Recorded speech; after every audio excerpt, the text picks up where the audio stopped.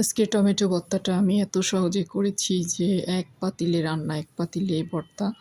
এই যে এখানে টমেটো আমি ২ পিস করে কেটে নিয়েছি। লবণ, হলুদ, মরিচের গুঁড়া আর হচ্ছে কাঁচামরিচ দিয়েছি। আর কিছু রসুন, গোটা রসুনের কোয়া দিয়ে দিয়েছি। আর অল্প সরিষার তেল দিয়ে খুব ভালো করে এটা দেখেন পোড়া করে একটু সিদ্ধ করে পানিটাও শুকিয়ে নিয়েছি। এখন টমেটোর উপর থেকে এই যে খোসাটা নিয়ে নিচ্ছি। এখানে আপনারা দেখতে পাচ্ছেন কাঁচামরিচ আর হচ্ছে বেশ কিছু রসুনের কোয়া দিয়েছি। সব একসাথে হালকা আঁচে সিদ্ধ করে একটু পুড়া ভাব করে নিয়ে খোসাটা তুলে ফেলতেছি এখন। এরপরে হচ্ছে আমি এটা খুব ভালো করে হাতে চটকে নিব। এখানে আপনারা চাইলে ধনিয়া পাতা থাকলে সেটা দিতে পারেন।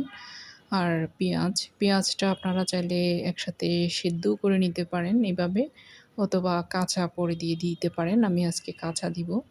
আ এই যে খুব ভালো করে হাতে কিন্তু এগুলা চটকে নিতে হবে এভাবে করে।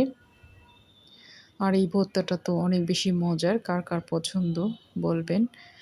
আর এই যে খুব ভালো করে আমি কুচলে নিচ্ছি, দেখতে পাচ্ছেন। আসলে একদম সহজভাবে করা যায় এই ভর্তাগুলা। একই পাত্রে আমি যে পাত্রে কিন্তু এই ভর্তাটা সিদ্ধ করেছি সবকিছু দিয়ে, সেই পাত্রেই আমি এটা চটকে নিলাম। আর সবার পরে আমি এখন পেঁয়াজ দিয়ে দিব আর সরিষার তেল দিয়ে দিবেন। আ এম অল্প পরিমাণে সরিষার তেল দিয়ে তারপর হচ্ছে এটা হাতে মেখে এরপরে হচ্ছে আপনারা খেয়ে নিবেন। এই যে দেখেন আমার এটা রেডি হয়ে গিয়েছে কিন্তু। আমি একটা মাটির পাত্রে নিয়ে নিয়েছি, এগুলা সার্ভ করেছি আরকি।